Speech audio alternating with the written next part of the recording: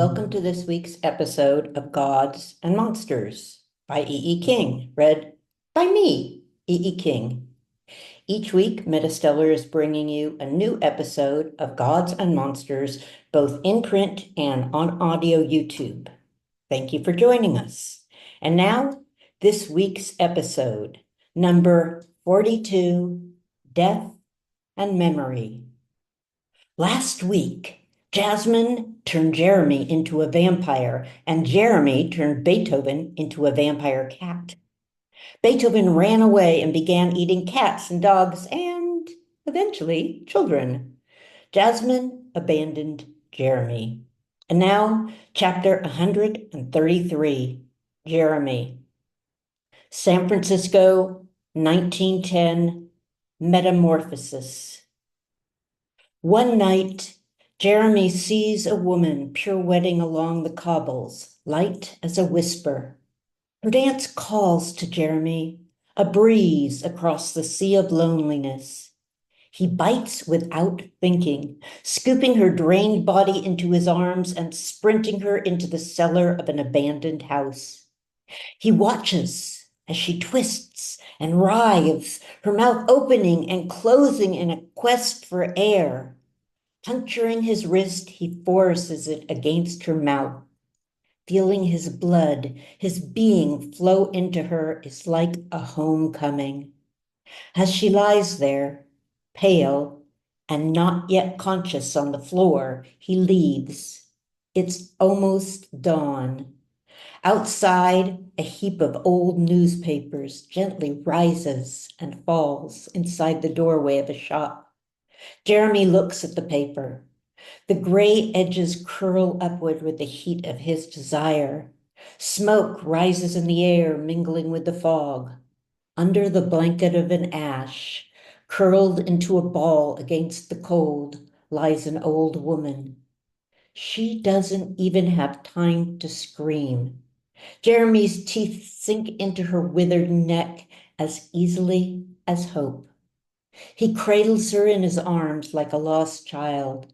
She smiles sadly up into his eyes.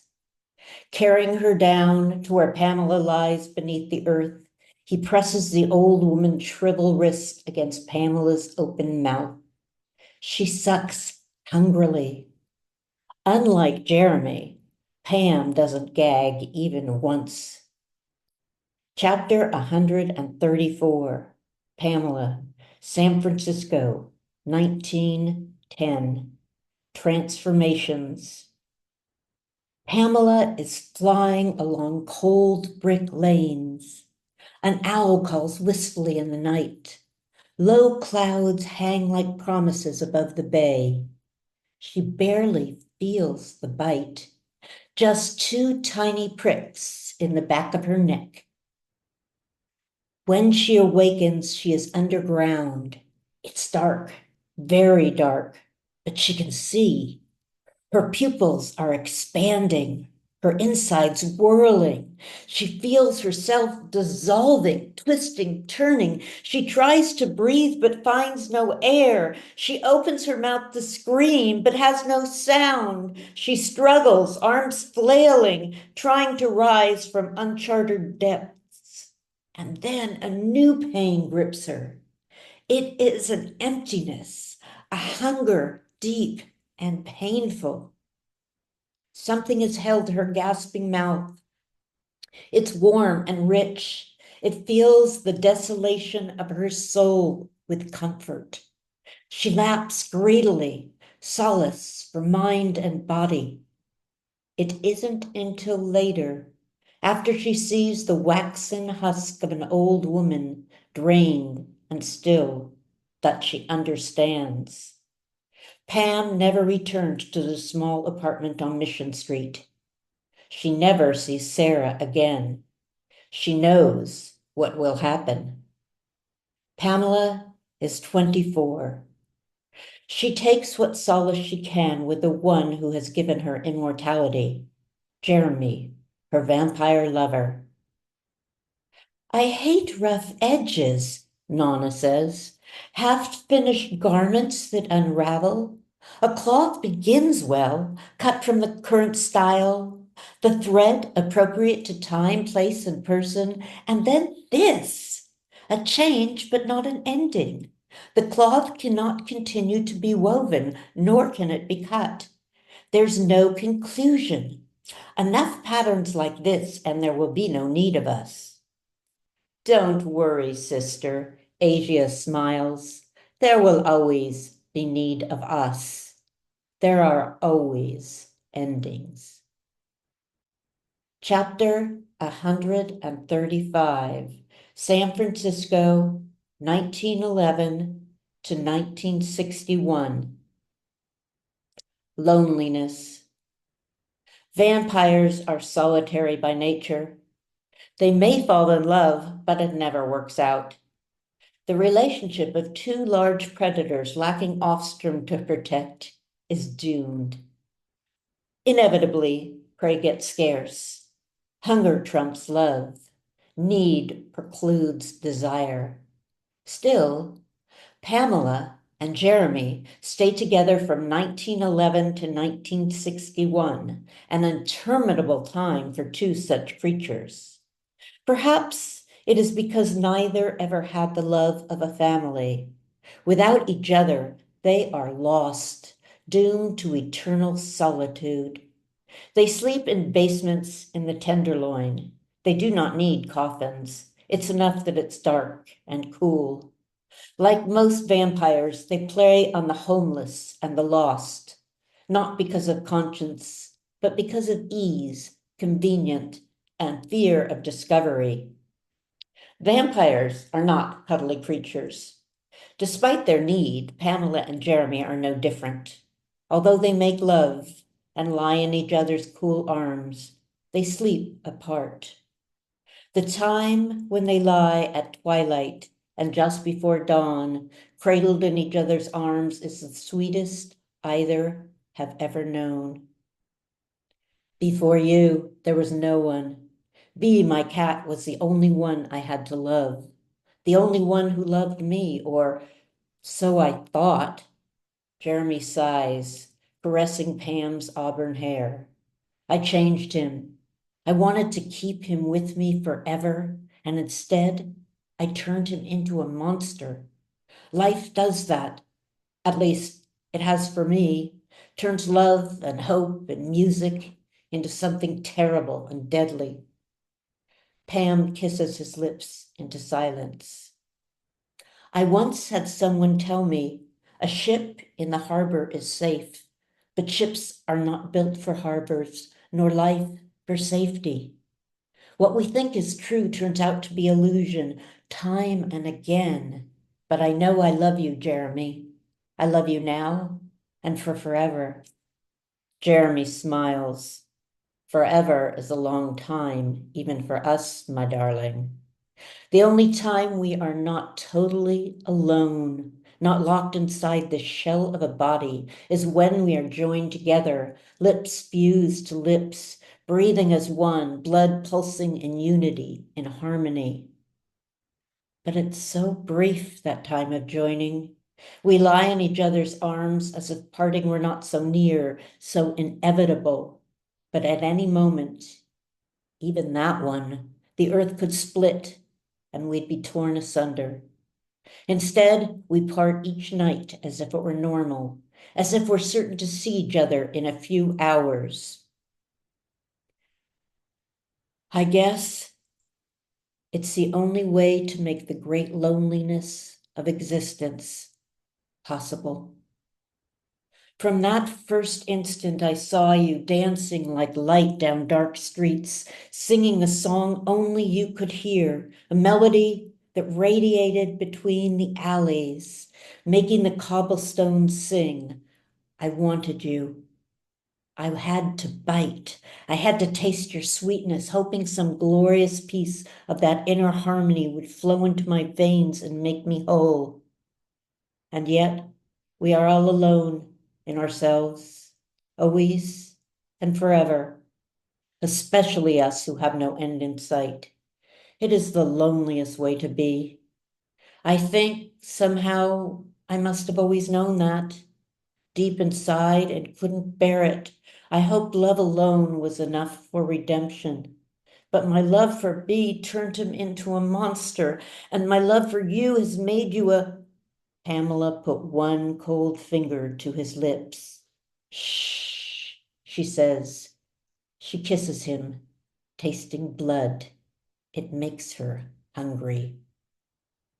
Chapter 136. River, San Francisco, 1987. The Crystal Necklace. Daylight. River roams the city, Huck on his shoulder. He aches with the memory of Pamela. He wants her. He fears her. A wind blows up from the bay, carrying on its salt and sorrow. He sees Pamela's lovely white body overlaid with a wash of crimson.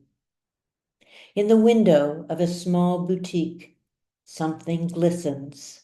An odd jeweled chain hung with a crystal pendant radiating with iridescent color. It's pricey, beyond his means really, but somehow it feels important. He cannot help but buy it. He leaves the shop, cradling it in his hands like a broken promise. He imagines glistening on Pamela's fragile neck, a miniature aurora borealis. River wants to forget her, yet he knows that if he does, a part of him will die. His heart, closed so long to all but the creatures of the field, wood, and air, has opened itself to her, and though he feels betrayed, he cannot keep away. He hangs the chain around his neck. He will go to Bert's and fasten it around hers.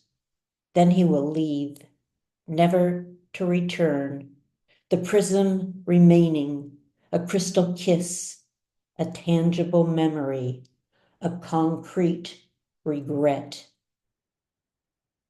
Chapter 137, Pamela, San Francisco, 1961, Death and Memory.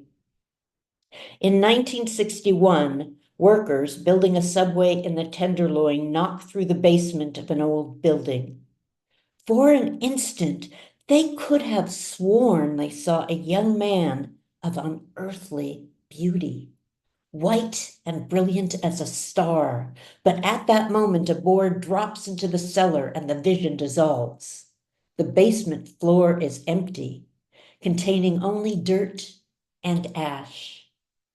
Out of the vanished night, from inside the deep recesses of the mind where nightmares dwells, leaps a creature all fur and fangs. Even as it springs through the air, the sun catches it, turning it to dust.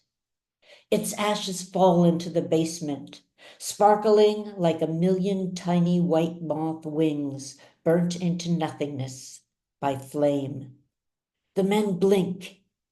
Everything is normal. Eyes deny the sensation of what had been. They shiver, trying to contain their fear. Wordlessly, they move to the next building, never stopping to discover the 4 painted crystals and a single silver bullet that lie hidden in the dust. In the night, Pamela returns to Jeremy.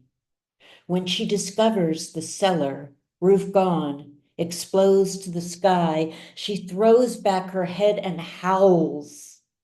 Those who heard could never forget that sound. It invaded their thoughts and affected their slumber. Energy, sound, light, and very, very occasionally love do not die. They are immortal, continuous, timeless. They linger, echoing music from the past, showing visions of the future and times that might have been.